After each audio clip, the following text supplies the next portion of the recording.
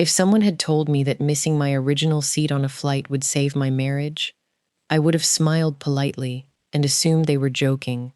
Because 3 years ago, I believed I already knew exactly how my life would turn out. I thought I had married the love of my life. I thought success would only make us stronger. I thought kindness was something people always appreciated. I was wrong about almost everything. My name is Mia Sullivan. I'm 30 years old. I've spent the last 8 years teaching third grade in a public elementary school just outside Boston. My classroom walls are covered with colorful drawings, handwritten stories, and crooked paper stars made by little hands that still believe the world is mostly good. Maybe that's why I became a teacher. Children haven't learned how to hide who they are. Adults become experts at it, especially the one I married. When I met Jason Sullivan, he wasn't the confident executive everyone admired. He was 28, working as a junior sales consultant for a small transportation company. He drove an old Honda with peeling paint. His apartment was barely large enough for one person. And every Friday night, he volunteered at the same neighborhood food pantry where I spent my weekends. That's where we met. It was raining, the kind of cold spring rain that soaked your shoes within minutes. We had just finished handing out food boxes to nearly 60 families. Everyone else had already gone home. I was struggling to carry a stack of empty storage bins toward the basement when one of them slipped from my hands. Cans rolled across the concrete floor. Soup, beans, pasta sauce. Everything scattered in different directions. Before I could kneel down, someone else already had. "You look like you could use a partner." I looked up. There he was, dark brown hair, kind blue eyes, a smile that didn't feel rehearsed. Together, we gathered every can. Neither of us seemed in a hurry to leave. "I'm Mia," I said. He extended his hand. "Jason." Then he laughed. I guess we officially met because of canned soup. I couldn't help laughing too. My grandmother always said good things happen when people stop worrying about looking perfect. Jason smiled. "I think I'd like your grandmother." After that day, we started seeing each other almost every Saturday. Not because we planned it, because we both kept volunteering. Sometimes we'd organize donation shelves. Sometimes we'd deliver groceries to elderly neighbors who couldn't leave their homes. One afternoon, we spent 3 hours helping an 80-year-old widow clean out her garage after a storm flooded it. When she offered to pay us, Jason politely refused. "You've already paid us." She looked confused. "I have?" He smiled warmly. "You made us homemade apple pie." She laughed so hard she nearly cried. Driving home that evening, I remember thinking, kind men still exist. Our first official date wasn't fancy. We couldn't afford fancy things. Jason took me to a small Italian restaurant that had paper tablecloths instead of linen ones. The owner knew everyone by name. Halfway through dinner, the lights suddenly went out. The entire neighborhood lost power. Some customers stood up to leave. Instead, the owner lit dozens of candles. Someone found an old guitar. People started singing. Jason leaned across the table. "I don't think any expensive restaurant could compete with this." He was right. It became my favorite date we'd ever had. 2 years later, Jason proposed beside the Charles River. Not with photographers, not with fireworks, just the two of us. The engagement ring wasn't enormous. Neither of us cared. He looked into my eyes and said something I'll never forget. "I can't promise we'll always have money, but I promise you'll never have to question whether you're loved." I said yes before he even finished asking. Looking back, those words hurt more than any lie he ever told, because I believed them completely. The first years of our marriage felt wonderfully ordinary. We rented a modest townhouse. We argued over whose turn it was to do laundry. We burned pancakes almost every Sunday. Jason insisted he was an excellent cook. Reality disagreed. Sometimes we'd laugh so hard over dinner that neither of us finished eating. Those little moments were my definition of happiness. Not expensive vacations, not luxury cars, just feeling safe with the person sitting across the table. Everything began changing after Jason accepted a position at Summit Ridge Capital. It was the biggest opportunity of his career. The salary nearly doubled overnight. Then came bonuses, company stock, executive retreats, business class flights. networking dinners. Within 18 months, we had moved into a beautiful home in one of Boston's wealthiest neighborhoods. Friends congratulated us constantly. "You've made it," they said. I smiled. But quietly, I wondered what exactly we'd made. At first, Jason only worked longer hours. That seemed understandable. Then, he became obsessed with appearances. He replaced perfectly good furniture because it looked inexpensive. He stopped shopping at neighborhood grocery stores. He insisted we join a country club neither of us had ever wanted. One evening, he looked around our dining room and sighed. "We need better artwork." I blinked. "The walls look fine. They look middle class." His words settled heavily between us. Middle class, as though the life we'd built together had suddenly become embarrassing. Slowly, he started changing me too, or at least trying to. "Don't tell people you're a teacher," he said one evening while adjusting his tie before a company gala. I looked at him. "What should I tell them?" He shrugged. "Just say you're in education. It's broader." I laughed softly. "I'm proud of being a teacher." He sighed impatiently. "I know. But executives hear teacher and immediately make assumptions." I stared at him. "And what assumptions do they make?" He looked away. "You wouldn't understand." That sentence stayed with me for weeks. Jason had once admired my compassion. Now, he treated kindness like a weakness. Every Saturday, I still volunteered at the food pantry where we'd met. He stopped coming years earlier. One morning I asked if he'd like to join me. He barely looked up from his phone. "I've outgrown that. Outgrown helping people." I wanted to argue. Instead, I quietly grabbed my jacket and left alone. The elderly volunteer coordinator smiled when she saw me. "Where's that handsome husband of yours?" I forced a smile. "Busy with work." It was easier than explaining that success had slowly stolen the man she remembered. Despite everything, I never considered leaving. People often ask why women stay. The answer is complicated. You don't wake up one morning beside a stranger. The person changes one small piece at a time. One habit, one opinion, one cold sentence, one forgotten anniversary, one broken promise. By the time you realize how much they've changed, you're still in love with the person they used to be. I kept believing that version of Jason would come back. I kept waiting for the kind young man who laughed over canned soup. Hope can be incredibly stubborn. Then, one rainy Tuesday evening, Jason came home carrying 2 airline tickets. "Seattle," he announced proudly. "My leadership conference." He placed them on the kitchen counter. "They're bringing spouses." I smiled. "We haven't traveled together in years." He nodded. "It'll be good for my image." The words hit me harder than he realized. Not, "it'll be good for us." Not, "I've missed spending time together." Just, my image. Still, I accepted.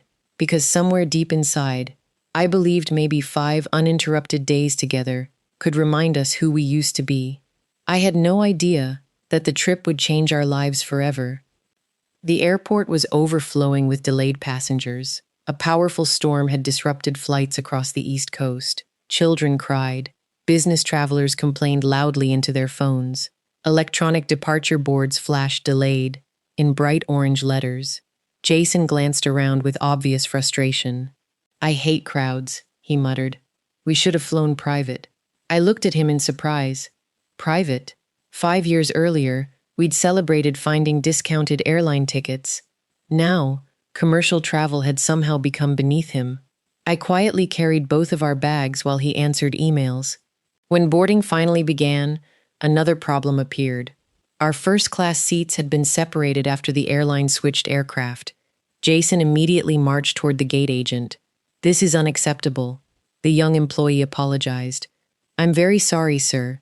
We'll do our best to seat you together once everyone has boarded."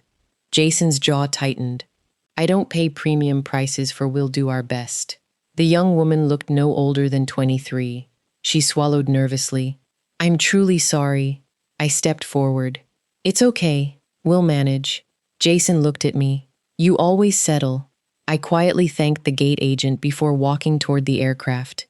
Behind me, I heard her whisper, "Thank you." Neither Jason nor I realized that our separated seats were about to introduce us to someone neither of us would ever forget. And within 72 hours, that quiet stranger would stand at our front door, changing everything we believed about success, respect, and the true meaning of character. I didn't think about the old gentleman again, at least not right away. After all, I had simply exchanged a comfortable seat for another one. It wasn't a sacrifice. It wasn't heroic. It was just the right thing to do. I found my new seat in row 28, beside a young mother traveling alone with twin boys who couldn't have been older than 4. One little boy looked at me nervously. "I'm sorry if we're loud," he whispered. I smiled. "You know a secret?" He nodded. "I used to teach children your age." His eyes lit up. "Really?" "For 8 years." The boy spent the next hour showing me dinosaur stickers and asking endless questions about airplanes. Meanwhile, Jason remained in first class, exactly where he'd wanted to be.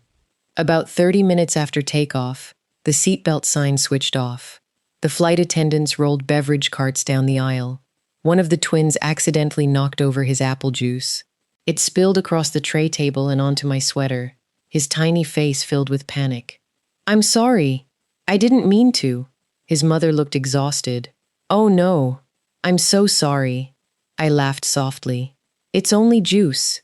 Children aren't supposed to worry about accidents." So instead of cleaning my sweater first, I helped clean his. The little boy wrapped his arms around me. "You smell like cookies." I laughed. "I'll take that as a compliment." Across the aisle, an elderly couple smiled. One of them whispered, "The world needs more teachers." I didn't realize someone else had heard that conversation too. Nearly an hour later, one of the flight attendants approached me. "Excuse me, Miss Sullivan?" I looked up. "Yes?" "The gentleman from first class asked if you'd accept this." She handed me a neatly folded handwritten note. I opened it. Inside, written in elegant handwriting, were only 2 sentences. "Thank you for your kindness. The world notices more than you think." There was no signature, just a small drawing of a compass in the corner. I smiled. The note felt strangely old-fashioned.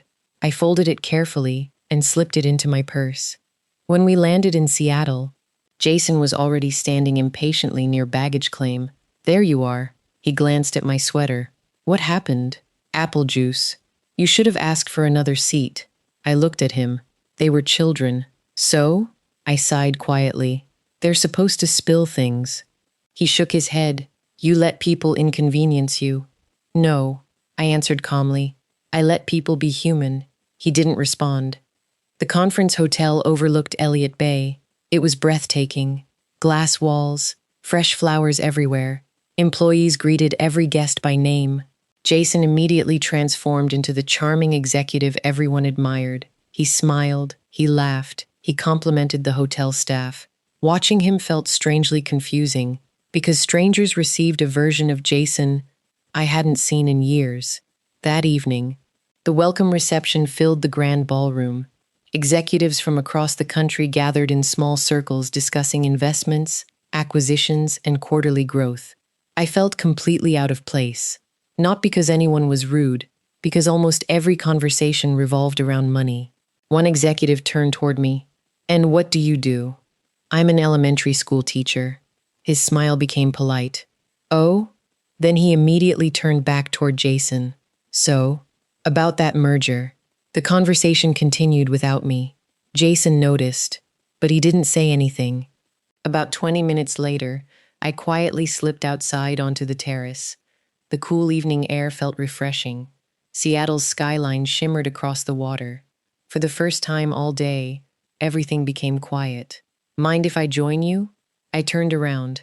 The elderly gentleman from the airplane stood there, still carrying the same weathered leather briefcase. I smiled. "Your knee doing better?" He chuckled. "Much. Thanks to you." He extended his hand. I never introduced myself. "My name is Arthur Whitmore." "I'm Mia." "I know," he answered gently. "You mentioned it to the little boys." I laughed. "I forgot." Arthur looked out across the bay. "Beautiful city. It really is." We stood quietly for a moment. Then he asked, "How long have you been teaching?" 8 years. "And you still enjoy it?" I smiled immediately. Every single day. What about difficult parents? I laughed. There are plenty. And paperwork? Too much. And low salaries? I grinned. Definitely. He looked at me carefully. So why stay? The answer came without thinking. Because every child deserves one adult who believes in them. Arthur smiled. A remarkable answer. He asked about my students, my family, my grandmother. The conversation felt effortless. Unlike the networking inside, Arthur didn't seem interested in titles. He cared about people. When I mentioned volunteering, his eyes brightened. Still? Every Saturday. He nodded slowly. Interesting. What is? Successful people often believe generosity is something they can postpone. You've chosen differently. I shrugged.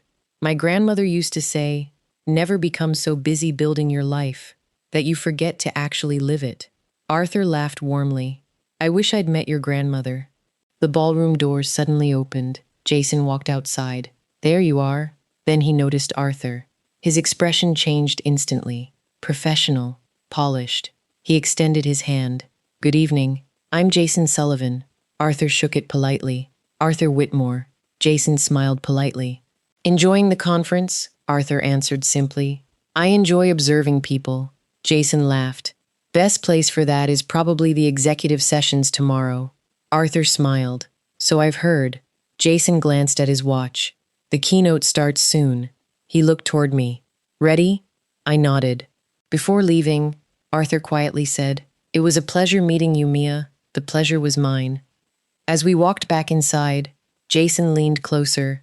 You certainly make friends easily, I suppose. You should be more selective. I frowned. What do you mean? You don't know who people are. I looked back toward Arthur. He seemed kind.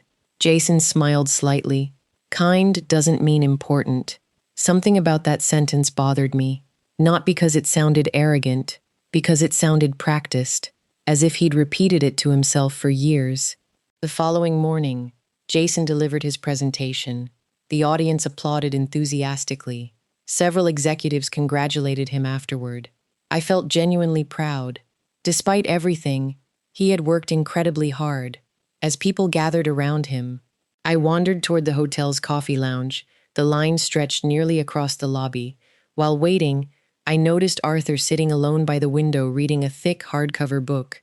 No assistants, no security, no expensive entourage, just coffee, and a notebook filled with handwritten observations. He looked up and smiled. Mia, I carried my coffee over. Mind if I sit? I was hoping you would. For nearly 40 minutes we talked. Not about business, about life. He asked what my students dreamed of becoming. And do you know what they all had in common? What? They never believed success made them better than anyone else. I thought about Jason, standing proudly inside the ballroom, accepting congratulations, collecting business cards. I wondered, when has humility stopped being enough? Just then, Jason appeared. His smile disappeared the moment he saw me sitting with Arthur again. There you are. We're about to meet the CEO. He glanced politely toward Arthur. I'm sorry. We'll have to steal her. Arthur smiled. Of course.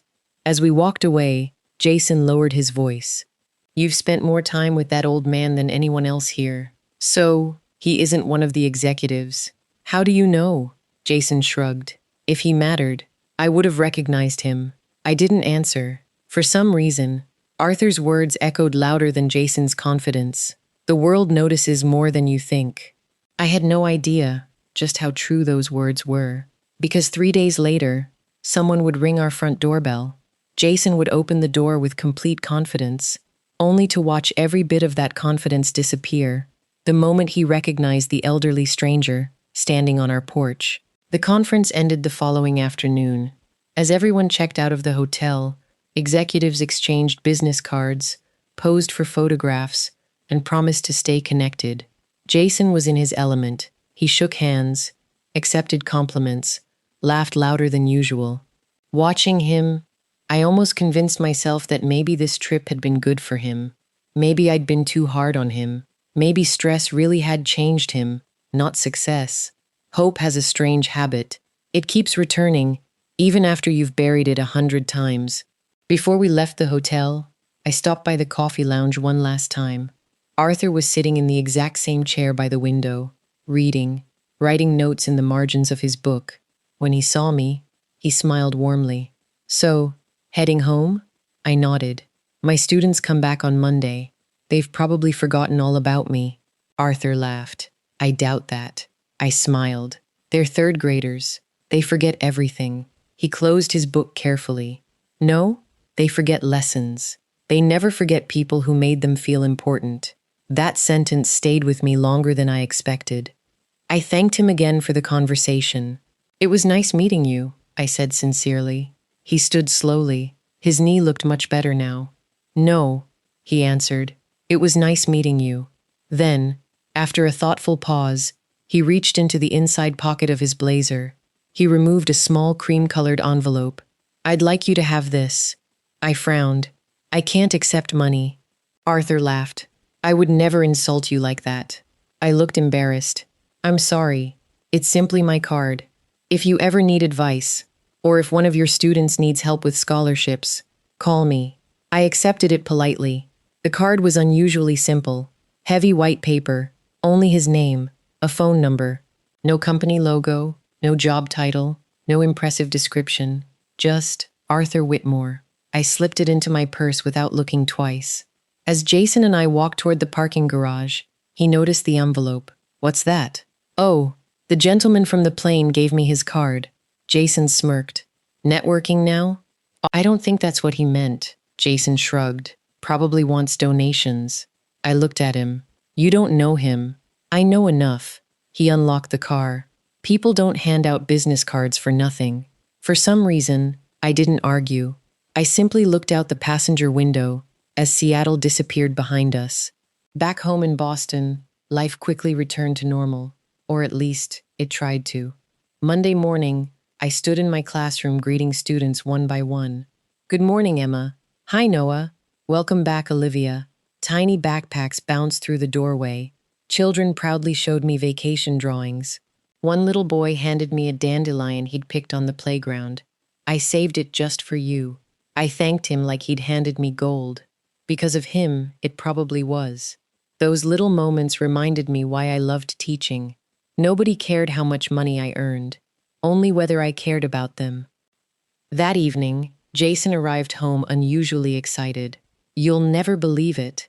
He loosened his tie and poured himself a glass of sparkling water. "The board is choosing the next senior vice president." I smiled. "That's wonderful. My name's on the short list." I genuinely meant it. Despite everything, I still wanted him to succeed. He walked over and kissed my forehead. For a brief second, I recognized the man I'd fallen in love with. Then, he ruined the moment. If this promotion happens, we'll finally be surrounded by people who matter. I quietly looked away. People who matter. When did kindness stop mattering? 3 days after we returned from Seattle, Saturday arrived. My favorite day of the week. Food pantry day.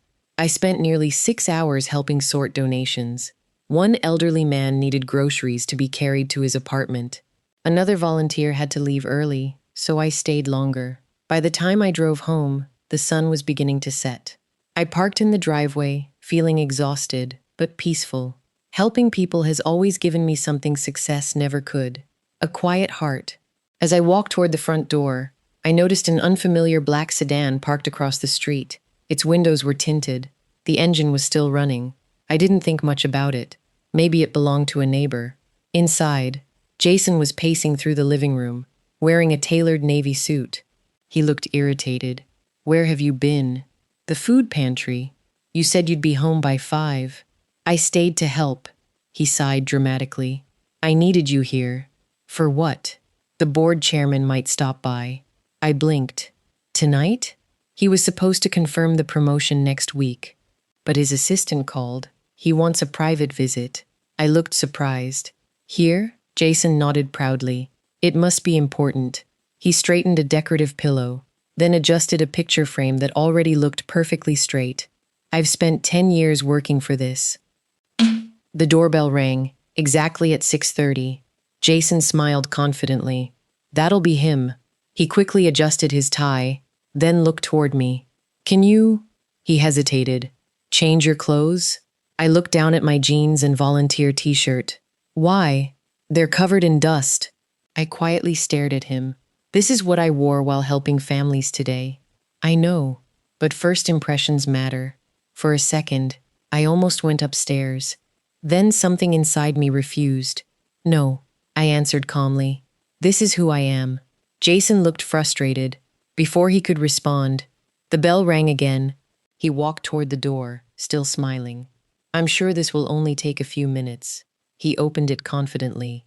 Then, everything changed. The smile disappeared, completely. His shoulders stiffened. His face turned almost white.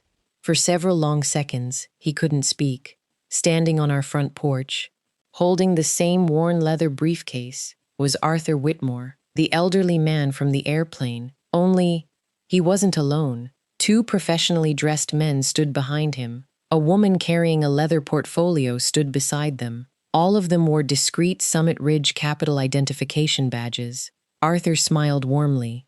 Good evening, Jason stared. You? Arthur nodded politely. May we come in? I stepped into the hallway. The moment Arthur saw me, his face brightened. Good evening, Mia. I smiled. Arthur. Jason slowly looked from Arthur to the executive standing behind him, then back again.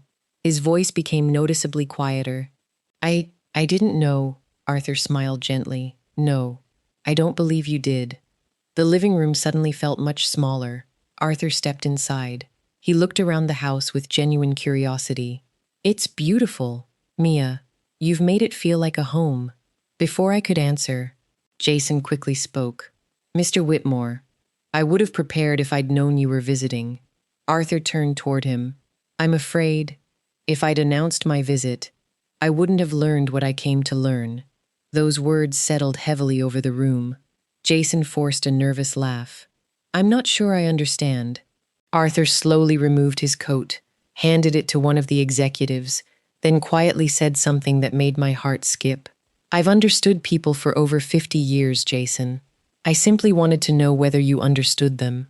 Silence. Complete silence. I looked toward the two executives. One of them avoided Jason's eyes entirely. The other seemed almost uncomfortable. It suddenly became obvious. Arthur wasn't just another executive. He was someone far more important. Then Jason did something I'd never seen before. He lowered his head, almost instinctively, and addressed the gentle old man in a voice filled with respect. Chairman Whitmore. The room fell silent. Chairman? I slowly turned toward Arthur, the quiet man who'd accepted my airplane seat, the gentleman who'd spent hours talking about children, kindness, and life. Was the founder and majority owner of Summit Ridge Capital, the company where Jason had spent years trying to climb to the very top. Arthur looked at me, then smiled kindly. I believe we have quite a bit to talk about. No one spoke, not for several long seconds. The silence inside our living room felt heavier than any conversation I'd ever experienced. Jason remained standing near the front door.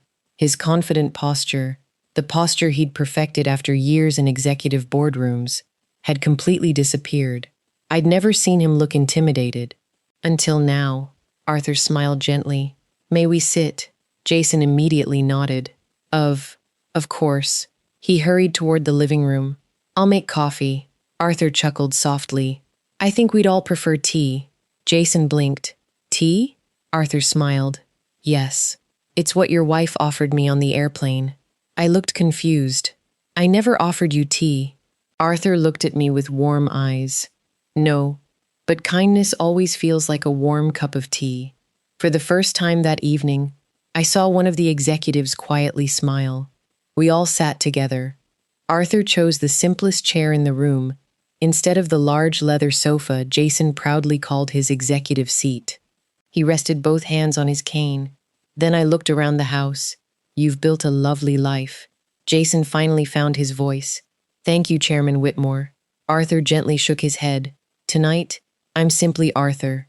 Jason nodded nervously. Of course. Arthur turned toward me.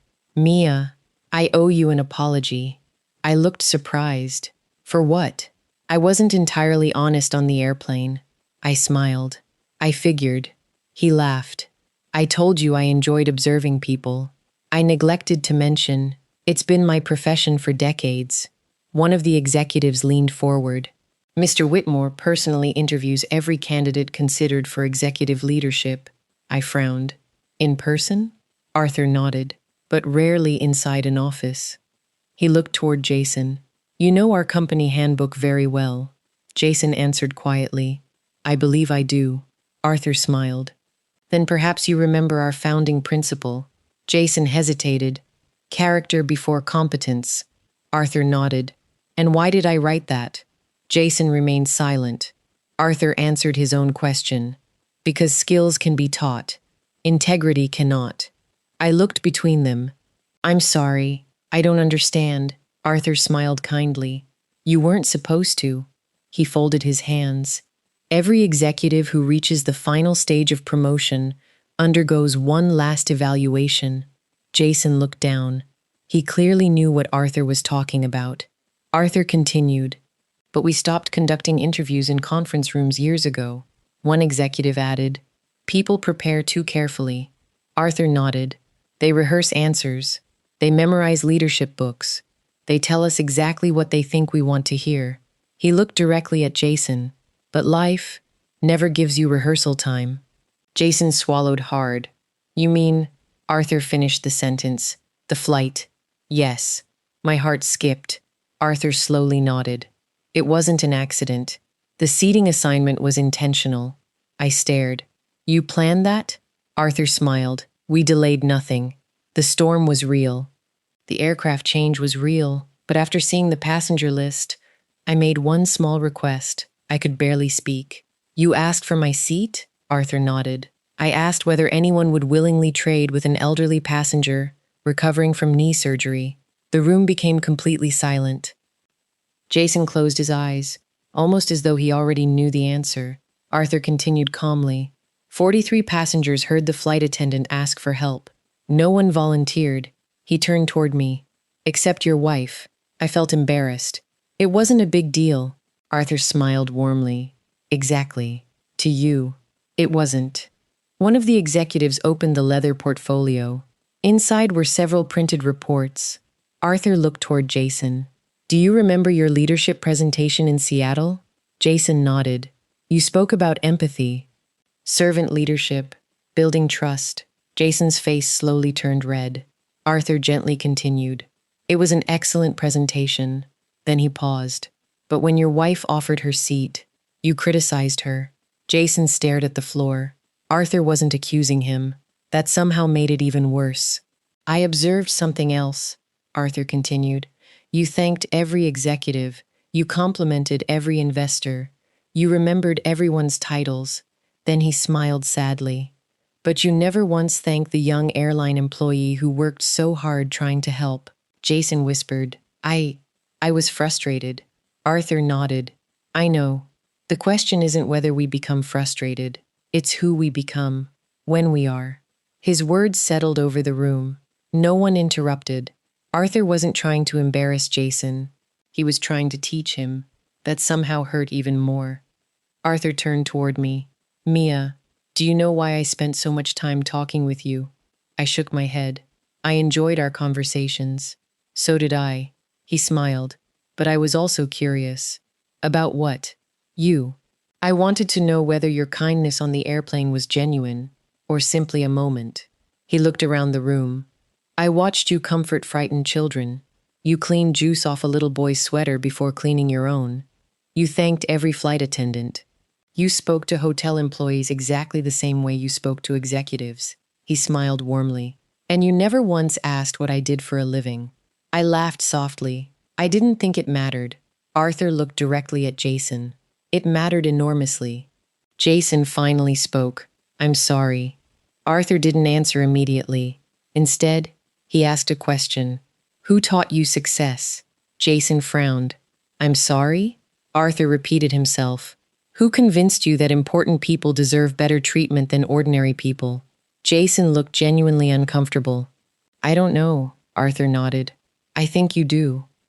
For several moments, Jason simply stared at his hands. Then, for the first time in years, I saw genuine vulnerability in his eyes. "My father," he whispered. The room remained quiet. He grew up poor. He spent his entire life believing wealthy people deserved respect, and everyone else existed to impress them. Jason looked toward me. "I promised myself I'd never struggle like he did." His voice cracked. "I just didn't realize I'd slowly started becoming him." Arthur leaned forward slightly. "Jason, do you know why Summit Ridge Capital has survived for nearly 60 years? Jason quietly shook his head. Arthur smiled. "Because we've never promoted someone simply because they make money. We promote people others want to follow." He looked toward me. "Your wife doesn't lead hundreds of employees, but every day, she teaches 30 children how to become decent human beings." He paused. "That is leadership." I felt tears filling my eyes. No executive had ever spoken about teaching that way. Arthur stood slowly. One of the executives instinctively moved to help him. Arthur waved him off with a smile. "I'm not that old." The room laughed softly. Even Jason managed a small smile. Arthur walked toward the large framed certificate hanging above Jason's fireplace. "Top Executive Leadership Award." He studied it for a moment, then quietly asked, "Which achievement are you most proud of?" Jason looked at the certificate, then toward me. "Finally," he answered honestly, "none of those." Arthur waited. Jason's voice became emotional. "I'm proudest of the years my wife and I spent volunteering together." I looked at him in surprise. He hadn't mentioned those years in a very long time. Arthur smiled gently. "Interesting, because that was the only answer you didn't rehearse." He slowly turned back toward the group, then said something none of us expected. "I've already made my decision regarding the promotion." Jason's shoulders tensed. One executive quietly closed the portfolio. Arthur looked directly into Jason's eyes. "I came here today, not to announce a promotion." Jason's expression fell. "I came to decide whether you deserved another chance." The room fell completely silent.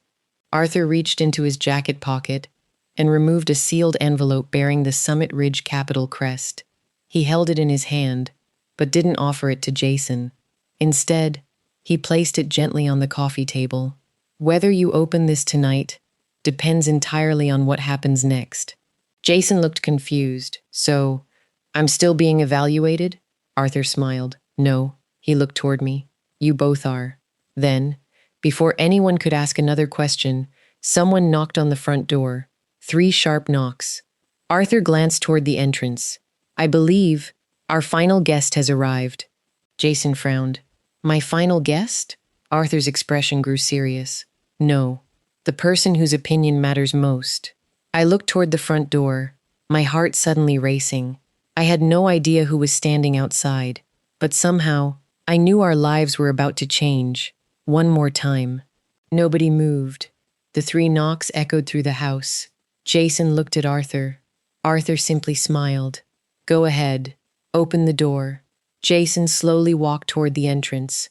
When he opened it, a woman in her late 50s stood on the porch. She wore a simple gray coat. No expensive jewelry. No designer handbag. Just a warm smile. The moment Arthur saw her, his face softened. "Margaret." She smiled back. "Sorry I'm late. Traffic was terrible." Arthur laughed.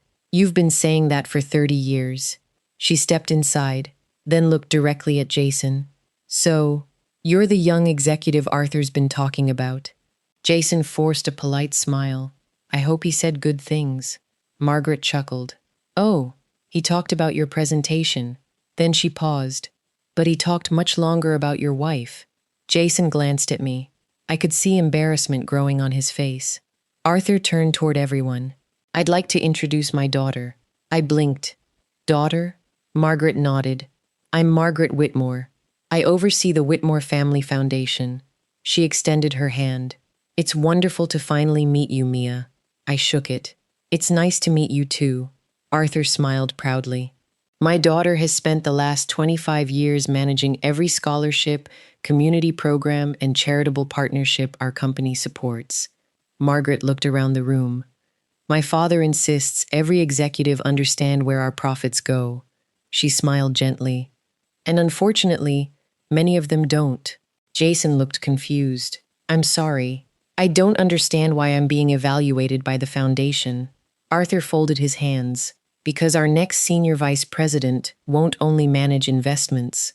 He'll oversee our community initiatives, our education partnerships, our employee assistance programs, our scholarship fund, Margaret added quietly. We're searching for someone who understands numbers, without forgetting people.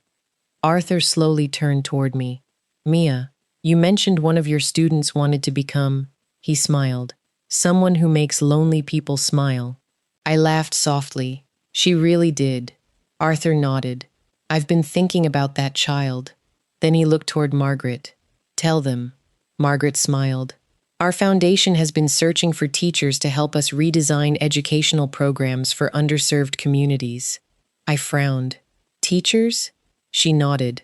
We've interviewed educational consultants, university researchers, policy experts. She smiled warmly, but none of them reminded us why children matter. Jason quietly listened, not interrupting, not defending himself, just listening, perhaps for the first time in years. Margaret reached into her folder. She removed several photographs.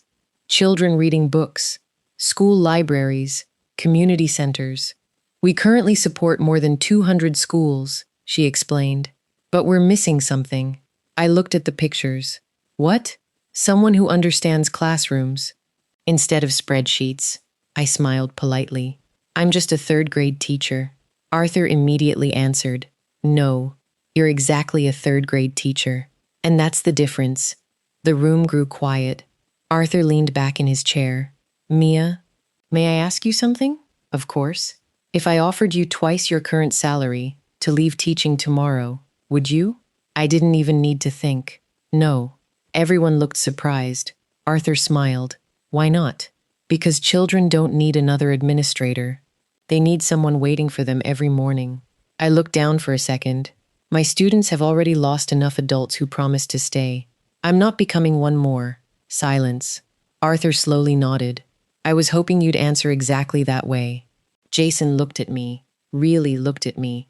Perhaps for the first time in years, I could almost see memories passing through his mind. The food pantry, our tiny apartment, the nights we laughed over burned pancakes, the woman he'd slowly stopped noticing. Arthur stood, then walked toward the large window overlooking our backyard. When I founded Summit Ridge, I had absolutely nothing. My father repaired bicycles. My mother cleaned hotel rooms. I promised myself that if I ever became successful, I'd never make another human being feel small. He turned around. But success has an interesting way of testing promises. He looked directly at Jason. So, I test leaders. Jason finally asked the question weighing on all our minds. So, am I fired? Arthur smiled. No. Jason looked surprised. Then, I'm not being promoted either. Arthur nodded. Correct. Jason lowered his head. I understand.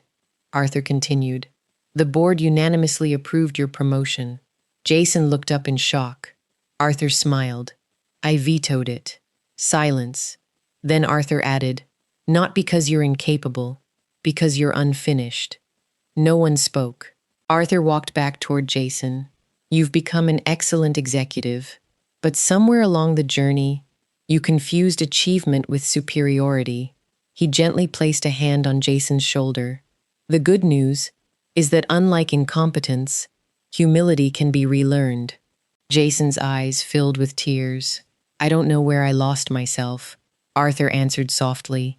It happens gradually. One compliment, one promotion, one expensive dinner, one invitation, one moment when people start treating you differently.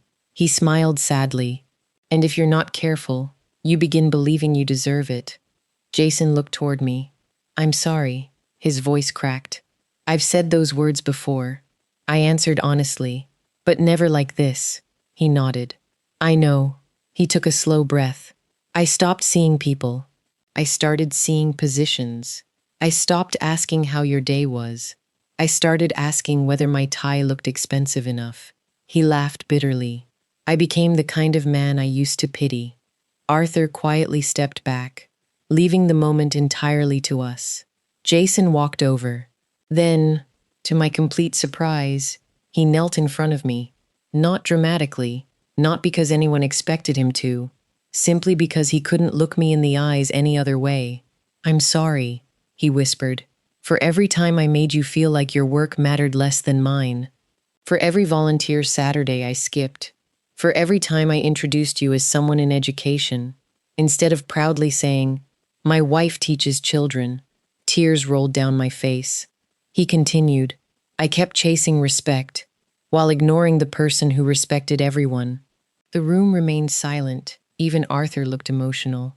Jason reached into his pocket. He removed his executive membership card from the exclusive country club, then placed it on the coffee table. "I've been trying to impress people who wouldn't notice if I disappeared tomorrow." He smiled sadly. "I miss the version of myself who thought helping at a food pantry was a good Saturday." Arthur finally spoke. "Jason, if you truly mean that, I have a proposal." Jason looked up. Arthur smiled. "Every executive at Summit Ridge completes 40 hours of community service each year." Jason nodded. "I know," Arthur chuckled. "You approved the policy, but according to your own reports, you've delegated every single hour." Jason closed his eyes. "I have," Arthur continued. "If you still want to become senior vice president someday, you'll spend the next 12 months volunteering. No photographers, no company newsletter, no social media, no publicity, just people helping people." Jason didn't hesitate. "I'll do it." Arthur smiled. "No, you'll want to. There's a difference." Margaret reached into her folder again.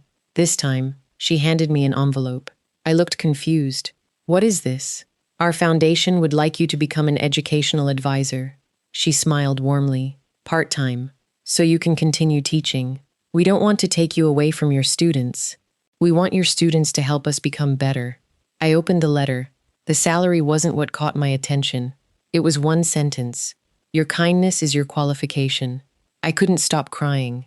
6 months later, our Saturdays looked very different. Jason volunteered beside me at the food pantry again. At first, people recognized him from business magazines. Then, they simply knew him as the man who carried heavy boxes without being asked. The elderly volunteer coordinator smiled one afternoon. "I was wondering when we'd get you back." Jason laughed.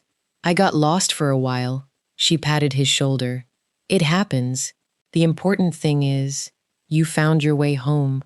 A year later, Arthur invited us to another leadership conference. This time, Jason's speech lasted only 8 minutes. He stood on stage without expensive slides, without complicated business language. He simply said, "The most successful person I've ever met was an elementary school teacher." The audience laughed softly. He smiled toward me. "She taught me that respect isn't something you earn because of your title. It's something you give, especially to people who can do nothing for you." The room rose to its feet, not because it was a perfect speech, because it was honest. After the conference, Arthur walked over. "You've changed." Jason smiled. "I'm still changing." Arthur nodded approvingly. "Good. The day you believe you've finished growing is the day you should stop leading." As we drove home that evening, Jason reached across the center console and took my hand. "You know something?" "What?" "I'm happier now than the day I almost became senior vice president." I smiled. "Why?" He looked out the windshield. "Because success finally feels like something I can share, instead of something I have to prove." Sometimes people ask me, "What did Arthur Whitmore actually give you? Was it a promotion, a prestigious position, a better life?" The truth is, he gave us something far more valuable. He reminded us that kindness isn't something you practice after you've become successful. It's the reason success is worth having in the first place.